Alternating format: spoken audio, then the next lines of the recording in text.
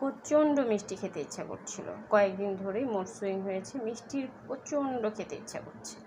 ঘরে সবই ছিল, শুধু গুঁড়ো দুধটা ছিল না। তাই অফিস থেকে বাসায় আসার সময় 200 গ্রামের একটা গুঁড়ো দুধের প্যাকেট কিনে নিয়ে আসলাম।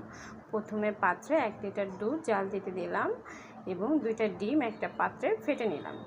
ডিপ্লোমার পুরো দুধটা আমি পাত্রে ঢেলে নিব এবং এটাকে একটু ছাড়িয়ে আমি একটু বড় চামচের 1 চামচ ঘি দিয়ে দিব।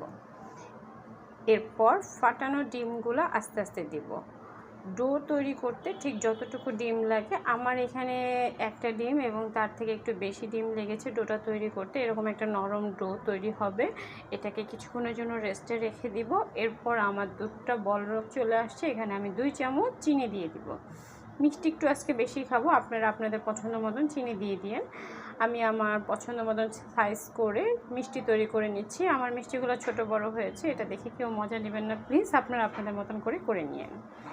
এরপরে আমি মিষ্টিগুলো দুধের মধ্যে দিয়ে দেবো। কথা বলতে গিয়ে একটু ভুল হয়ে গেছে, ক্ষমার দৃষ্টিতে দেখবেন।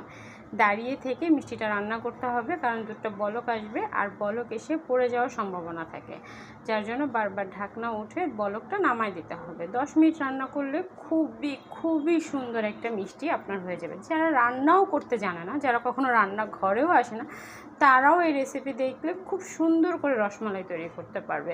খুব ইজিলি রান্নাঘরে এসে রসমালাই তৈরি করে খেতে পারবে।